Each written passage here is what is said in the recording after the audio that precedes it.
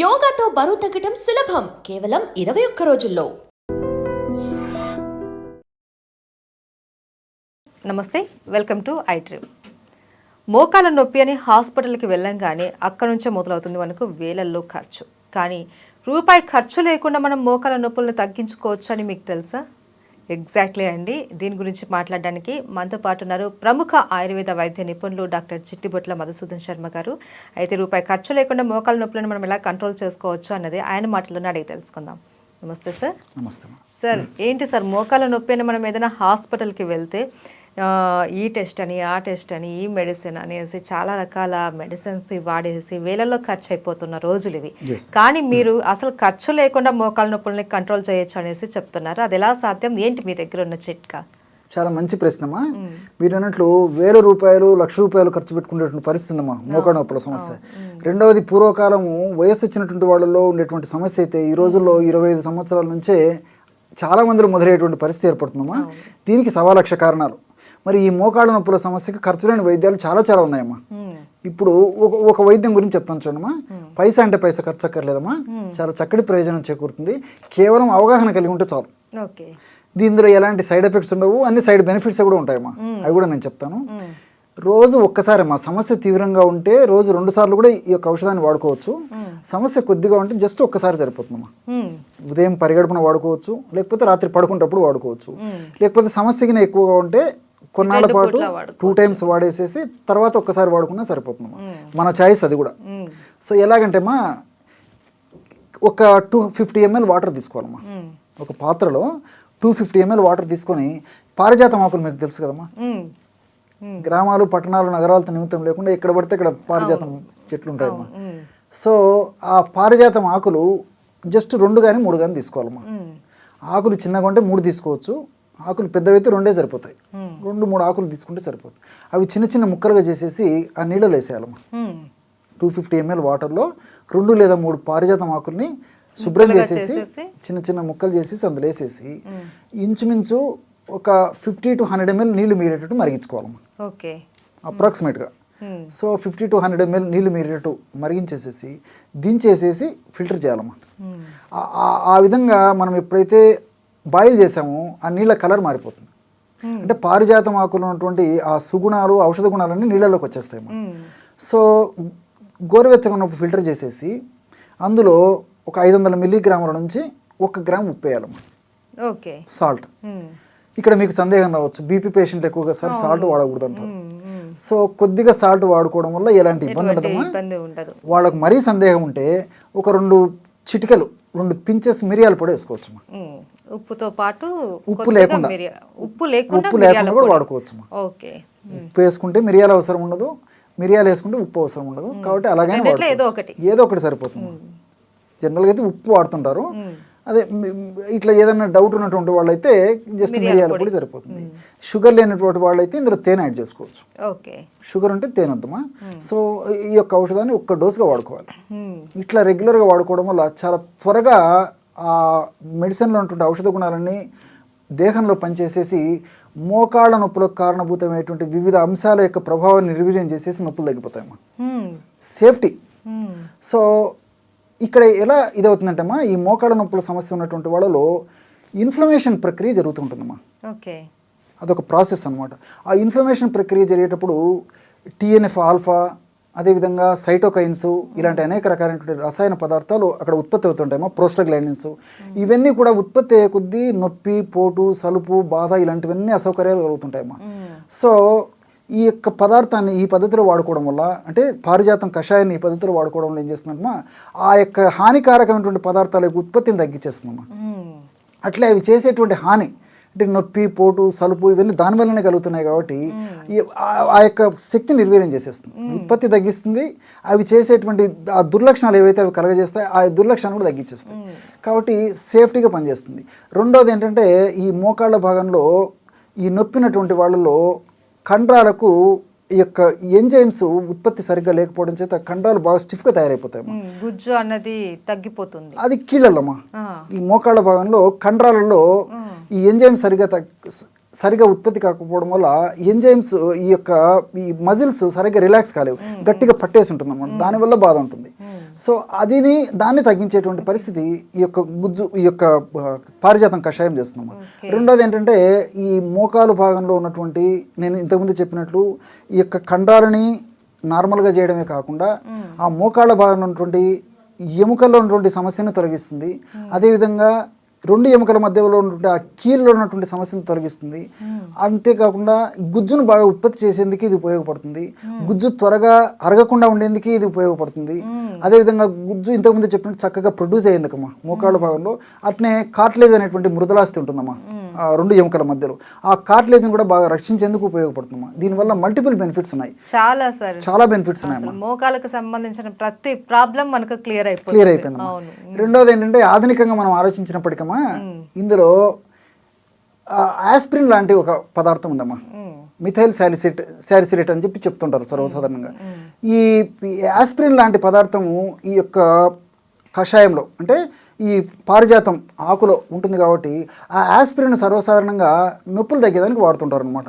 NSAID అంటారు అనమాట, non steroidal anti inflammatory drugs అని చెప్పేసి ఆధునికంగా ఇంగ్లీష్ వైద్యంలో వాడుతుంటారు అన్నమాట. సో ఈ ఆస్పిరిన్ లాంటి పదార్థము ఇది చెప్పాను కదమ్మా, ఈ ఆకులు ఉంటుందమ్మా. సో ఆకులు మనం కషాయ రూపంలో ఇవి వాడుకుంటున్నాం కాబట్టి ఈ కషాయంలో కూడా ఆ యొక్క కెమికల్ వస్తుంది కాబట్టి నొప్పి తగ్గేందుకు ఉపయోగపడుతుంది. అందులో ఇంకోటి అంటే న్యాచురల్గా మనం బాడీకి అందజేస్తున్నాం కాబట్టి సైడ్ ఎఫెక్ట్స్ ఉండవు, అన్ని సైడ్ బెనిఫిట్స్ ఉంటాయమ్మా. కాబట్టి ఎక్కువ రోజులు వాడినా ఇబ్బంది ఉండదు, కాబట్టి దీనివల్ల ప్రాబ్లం ఉండదు, అన్ని సైడ్ బెనిఫిట్స్ ఉంటాయి కాబట్టి క్షేమదాయకంగా వాడుకోవచ్చు. మీరు అడిగినట్లే పైసా అంటే పైసా ఖర్చు ఉండదు, ఎక్కడికి కాకపోతే కేవలం ఒక కషాయనే తాగొచ్చమ్మా. ఉప్పు తర్వాత మిరియాల పొడి లేదన్నా ఉడకబెట్టుకుని తాగినా సరిపోతుంది. ఫలితం అయితే మంచి ఫలితం కలుగుతుంది. అవును సార్. అండ్ సార్ ఫైనల్గా సింపుల్గా ఈ మోకాల నొప్పితో బాధపడే వాళ్ళు ఎలాంటి ఫుడ్ తీసుకుంటే వాళ్ళకి మోకాలలో బలం చేకూరుతుందో చెప్తారా? బాగా కాల్షియం రిచ్డ్ ఫుడ్ బాగా తీసుకోవాలమ్మా. కాల్షియం బాగా ఉన్నటువంటి ఆహార పదార్థాలు బాగా తీసుకోవాలి. దీనికి తోడేమంటే ఈ డ్రై ఫ్రూట్స్, డ్రై నట్స్ ఇలాంటివి బాగా తీసుకుంటుండాలమ్మా. వీటన్నిటికి తోడు మనకు సీజన్లో దొరికేటువంటి ఫ్రూట్స్ బాగా తీసుకోవాలమ్మా. అంటే కొన్ని సందర్భాలు అంటే ఇప్పుడు షుగర్ పేషెంట్స్ ఉంటారు, కొన్ని ఫ్రూట్స్ తినకూడదు, అలాంటి వాళ్ళు తినదగిన ఫ్రూట్స్ తినాలి. అట్లా ఆయా వ్యాధులు ఉన్నటువంటి వాళ్ళు తినకూడనటువంటి ఫ్రూట్స్ అయితే తినకూడదు, కానీ మిగతా ఫ్రూట్స్ అన్ని తినొచ్చమ్మా. జనరల్గా ఏ సమస్య లేనటువంటి వాళ్ళు, కేవలం మోకాళ్ళ నొప్పుల సమస్య ఉన్నటువంటి వాళ్ళు అన్ని ఫ్రూట్స్ తీసుకోవచ్చమ్మా. ఈ విధంగా డ్రై నట్స్, డ్రై ఫ్రూట్స్, అదేవిధంగా మనకు డైలీ లభించేటువంటి ఈ సీజనల్ ఫ్రూట్స్ ఇవన్నీ తీసుకోవచ్చు. రెండవది ఏమంటే దుంపకూరలు ఎంత దూరంగా ఉంటే అంత మంచిదమ్మా. దుంపకూరలు వాడుకోవడం వల్ల ఈ మోకాళ్ళ నొప్పులకు సంబంధించినటువంటి కొన్ని రకాలైనటువంటి కెమికల్స్ ఎక్కువగా ఉత్పత్తి అయ్యి దానివల్ల నొప్పులు ఎక్కువైనటువంటి పరిస్థితి ఏర్పడుతుంది. కాబట్టి ఈ దుంపకూరలు ఎంత అవాయిడ్ చేయగలిగితే అంత మంచిది. అదేవిధంగా చన్నీళ్ళు కూడా పనికిరావమ్మా.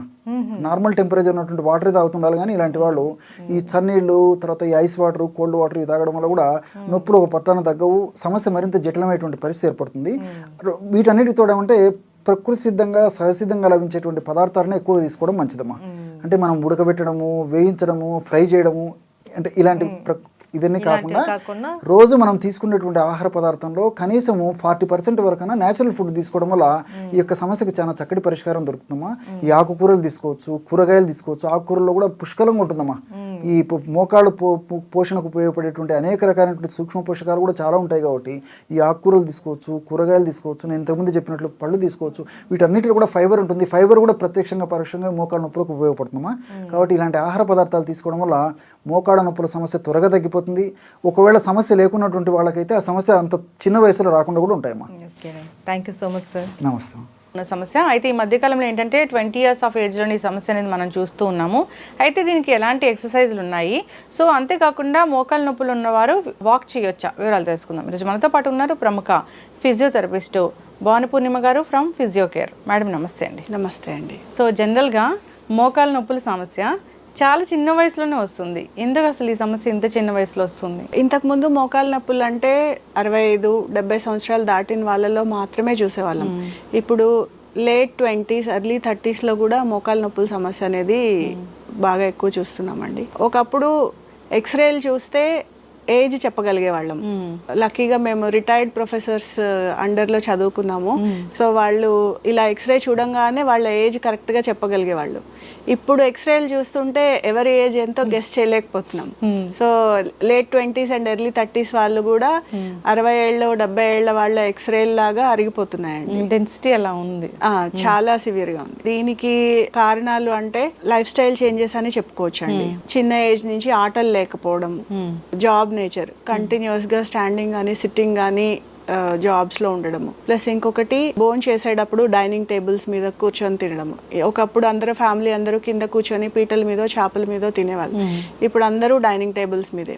ప్లస్ ఇంకొకటి టాయిలెట్స్, ఒకప్పుడు ఇండియన్ టాయిలెట్స్ ఉండేవి, కంప్లీట్ గా మోకాళ్ళ యూసేజ్ కంప్లీట్ గా ఫోల్డ్ చేసి అట్లీస్ట్ రోజులో కనీసం ఒక 5-6 సార్లన్నా కంపల్సరీగా మోకాలు కంప్లీట్ గా యూజ్ చేసేవాళ్ళం.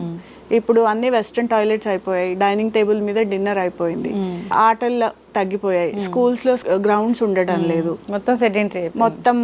సో మోస్ట్లీ ఈ లైఫ్ స్టైల్ చేంజెస్ వల్ల ఇవి చాలా ఎక్కువగా చూస్తున్నాం. ఓకే, చాలా చిన్న వయసులోనే మోకాలు అరిగిపోతున్నాయి. ఏదైనా డెఫిషియన్సీ వల్ల కూడా ఈ మోకాలు నొప్పులు వస్తాయా? యూజువల్లీ కాల్షియం డెఫిషియన్సీ వల్ల బోన్స్ తొందరగా అరిగిపోతాయండి. బోన్స్ లో ఉండే ప్రాబ్లం కంటే ఈ మోకాళ్ళ నొప్పులు రావటానికి ప్రముఖ కారణం మజిల్ వీక్నెస్ అండి. ఇప్పుడు స్కెలిటన్ స్ట్రక్చర్ అనేది ఇప్పుడు 2 బోన్స్ ఇలా ఉన్నాయి అంటే 2 బోన్స్ ని ఆ ప్లేస్ లో పట్టు ఉంచేవి మజిల్స్. సో మజిల్స్ ఎప్పుడైతే వీక్ అవడం స్టార్ట్ అవుతాయో, సో మజిల్స్ కి మనం ఎప్పుడైతే కంప్లీట్ గా వర్క్ ఉండదో అవి స్లోగా పట్టొదిలేస్తూ ఉంటాయి. సో మజిల్స్ ఎప్పుడైతే పట్టొదిలేస్తాయో బోన్స్ అనేవి దగ్గరకు వస్తాయి. సో అప్పుడు ఒకదాని మీద ఒకటి ఇలా దూరంగా ఉండి కదలాల్సిన జాయింట్ బోన్స్ దగ్గరకు వచ్చేసరికి ఒకదానికి ఒకటి రాసుకొని మనకి విపరీతమైన నొప్పులు అనేవి వస్తూ ఉంటాయి జాయింట్స్. మోకాలు నొప్పులు ఉన్న వాళ్ళు కొందరేమో వాక్ చేస్తే మోకాలు నొప్పులు కంట్రోల్లో ఉంటాయి, తగ్గిపోతాయి అంటారు. కానీ కొందరు ఏమంటారంటే మేము వాక్ చేస్తున్నాము మాకు మోకాలు నొప్పులు ఎక్కువయ్యాయి అంటారు. అది ఎలాగా అంటే ఇప్పుడు మోకాళ్ళ నొప్పులకి రకరకాల కారణాలు ఉంటాయండి. సే ఫర్ ఎగ్జాంపుల్ అంటే జనరల్ గా మోకాలు అరిగిపోయినాయి అంటాం కదా, అంటే ఆస్టియోఆర్థరైటిస్ అంటాం.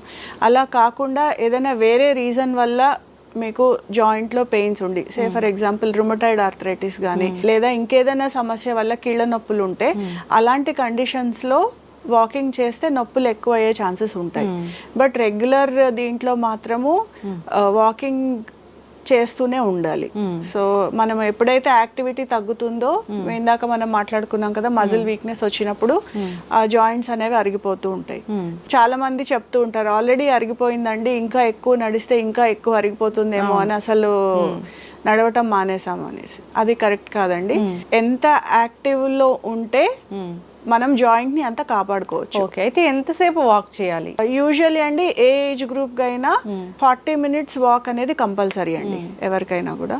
ఎస్పెషల్లీ మనకి మోకాలు నొప్పులు ఉన్నప్పుడు దాన్ని ఓవర్ స్ట్రెయిన్ అవ్వకుండా చూసుకోవాలి. మన కంఫర్ట్ లెవెల్లో ఎంత వాక్ చేయగలిగితే అంత వాక్ చేయొచ్చు, బట్ ఓవర్ ఎగ్జర్ట్ అవ్వకుండా చూసుకోవాలి. సో అంటే ఓవర్ ఎగ్జర్ట్ అంటే మోకాలు నొప్పులు వచ్చేంత వరకు, నొప్పులు బాగా వచ్చేసి మనం కంప్లీట్ గా అలసిపోయి మోర్ దాన్ 1.5 hour అలా ఎక్కువ చేసేసి అలా కాకుండా, సో ఇప్పుడు మనకి మోకాలు నొప్పులు ఉన్నప్పుడు ఒకవేళ కంటిన్యూస్ గా కనుక నడవలేకపోతే ఒక 10 minutes నడవటము, ఒక 2 minutes బ్రేక్ తీసుకోవడము, మళ్ళీ ఒక 10 minutes నడవడము, అలా రోజు మొత్తంలో ఒక 40 minutes వాక్ అనేది కంపల్సరీ. సో మజిల్ అనేది అది కదులుతూనే ఉండాలి. మజిల్ అనేది దాన్ని ఎంత యాక్టివ్ గా ఉంచితే మన జాయింట్స్ అంత స్ట్రాంగ్ గా ఉంటాయి. సో ఈ మోకాలు నొప్పులు ఉన్న వాళ్ళకి కొన్ని రకాల ఆహారాలు కూడా చెప్తూ ఉంటారు. అవి ఎలాంటి ఆహారాలు తీసుకుంటే మంచిది అంటారు? అంటే ఎలాంటి నొప్పులు ఉన్నా కూడా మన బాడీలో జాయింట్స్ హెల్తీగా ఉండాలి, లేకపోతే మజిల్స్ అన్ని స్ట్రాంగ్ ఉండాలి, బోన్స్ హెల్తీగా ఉండాలి అంటే డి విటమిన్,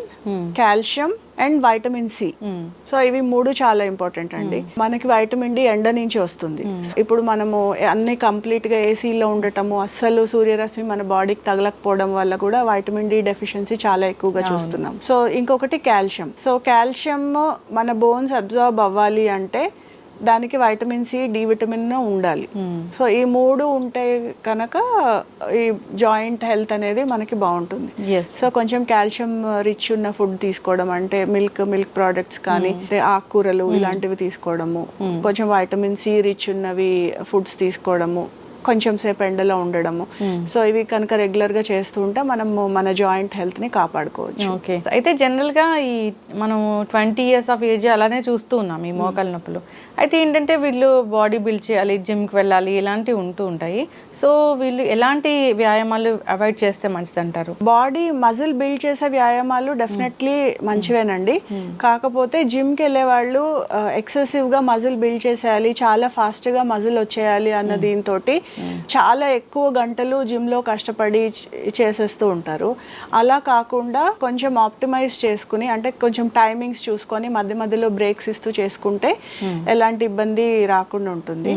మోకాలు నొప్పులు సాధారణంగా రాకుండా ఉండాలి, మనం అవాయిడ్ చేయాలంటే ఎక్కువగా స్టేర్స్ ఎక్కడం అవాయిడ్ చేస్తే మోకాళ్ళని మనం ప్రొటెక్ట్ చేసుకోవచ్చు. మెట్లు ఎక్కకుండా ఉండాలి. మెట్లు అంటే అస్సలు ఎక్కొద్దని కాదు, మనము కొంతమందిని చూస్తుంటాం మెట్లు ఎక్కొద్దన్నారు కదా అని కనీసం 3 మెట్లు 4 మెట్లు ఉంటే కూడా ఎక్కడం మానేస్తూ ఉంటారు. అలా కాదండి, కంటిన్యూస్ గా 4 ఫ్లోర్లు 5 ఫ్లోర్లు అలాంటి ఎక్కాల్సి వస్తే, ఇప్పుడు కొంతమంది బయట చూస్తూ ఉంటారు కదా, వెయిట్ వాచ్ చేసుకునే వాళ్ళు లిఫ్ట్ అవాయిడ్ చేసి కంటిన్యూస్ గా మెట్లు ఎక్కేయడము అలాంటివి. So more than 4 floors 5 floors ఉంటే కనుక కొంచెం మెట్లు ఎక్కడం అనేది అవాయిడ్ చేస్తే మోకాళ్ళని మనం ప్రొటెక్ట్ చేసుకోవచ్చు. ఏదైనా వ్యాయామాలు ఉన్నాయా, ఏదైనా కొంచెం ఆసనాస్ లాంటివి ఏమైనా ఉన్నాయి మోకాళ్ళ నొప్పులు తగ్గించుకోవడానికి? మోకాళ్ళ నొప్పులకి చాలా సర్ప్రైజింగ్ గా చాలా చిన్న చిన్న వ్యాయామాలతోటి మనము బాగా వాటిని కంట్రోల్ చేసుకోవచ్చు అండి. ఏ వయసు వాళ్ళైనా చేసుకోవచ్చు. చూడ్డానికి చాలా సింపుల్ గా చాలా చిన్న వ్యాయామాల్లో కనిపిస్తాయి, కానీ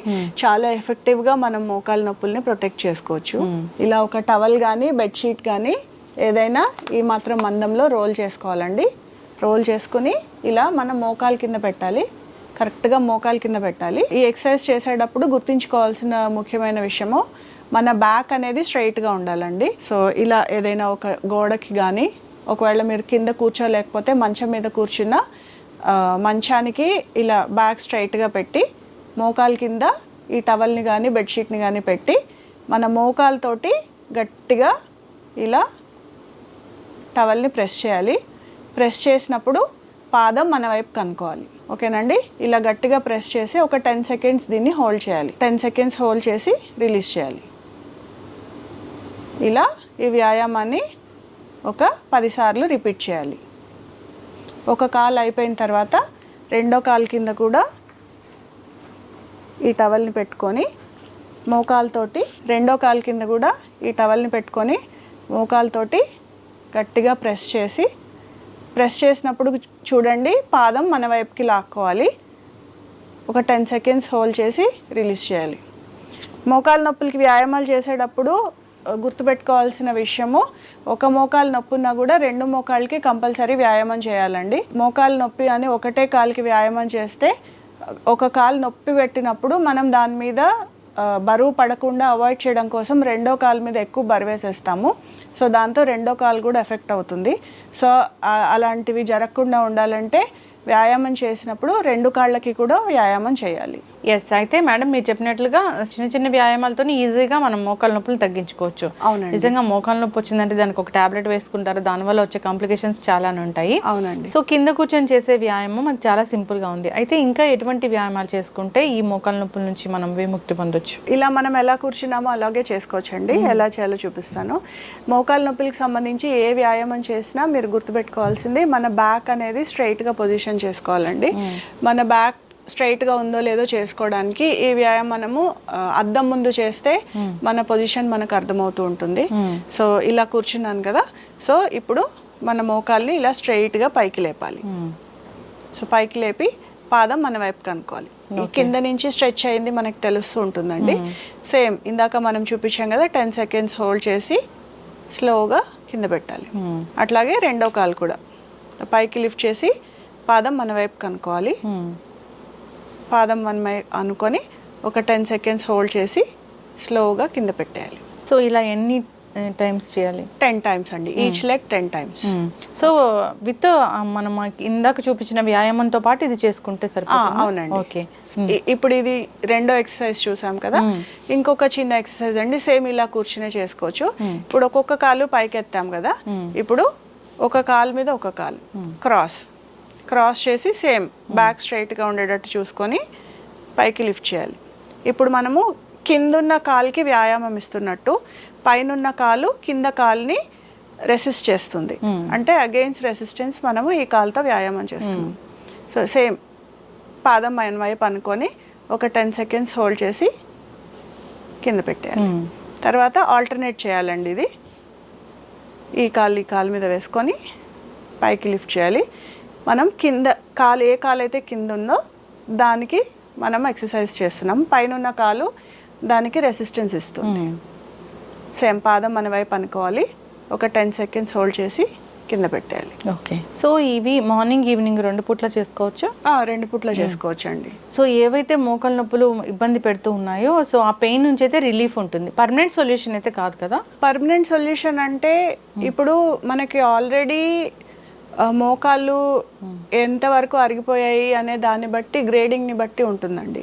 సో ఆల్రెడీ మనకి చాలా ఎక్కువ అరిగిపోయాయి, ఇర్రివర్సిబుల్ డ్యామేజ్ ఆల్రెడీ జరిగిపోయింది అన్నప్పుడు మనము దీంతో కొంతవరకు ఉపశమనం పొందొచ్చు. అదే మనం స్టార్టింగ్ స్టేజ్లో కనుక అంటే మనం గుర్తించగలిగితే ఈ ఎక్సర్సైజెస్ రెగ్యులర్గా చేసుకుంటూ ఉంటే మన జాయింట్ని ఫర్దర్గా డ్యామేజ్ అవ్వకుండా కాపాడుకోవచ్చు. ఖచ్చితంగా. సో ఒక రకంగా పర్మనెంట్ అనే చెప్పొచ్చు. ఓకే. మోకాళ్ళ నొప్పి సమస్య అనేది చాలా వేధిస్తుంది. సో ప్రతిరోజు కాకపోయినా 10 డేస్లో ఒకసారైనా మనం ఫేస్ చేస్తూ ఉంటాము. సో అలాంటి వాళ్ళు ప్రతిరోజు ఎక్సర్సైజ్ చేసుకుంటే మంచిది, రాకుండా కూడా ఉంటుంది. సో ఉన్న వాళ్ళైతే చేస్తే ఇది ఖచ్చితంగా కంట్రోల్లో ఉంటుంది. సో కాంటాక్ట్ చేయాలని కోరుకున్నాం. ధన్యవాదాలు. And for more videos, Please subscribe to iDream. Please subscribe to iDream. Please subscribe iDream. And please subscribe to iDream. For more videos, subscribe to iDream. please like, share and subscribe to the channel. Congratulations, iDream. Subscribe to iDream. Subscribe to iDream. So subscribe to iDream Media. iDream ki iDream team andarki huge congratulations. Please subscribe iDream Media. Please subscribe to iDream. Subscribe iDream. Please subscribe to iDream. iDream అంటే నా కళల channel subscribe చేసుకున్న నోరు తిరుగుతలేదు, మీరైతే గంట గుర్తు కొట్టండి. For more such videos, please subscribe to iDream. Subscribe to iDream. Please subscribe to iDream. Please subscribe iDream Media. Please do subscribe to iDream. Please subscribe to iDream Media. For best entertainment and information, please subscribe iDream. And don't forget to subscribe to iDream.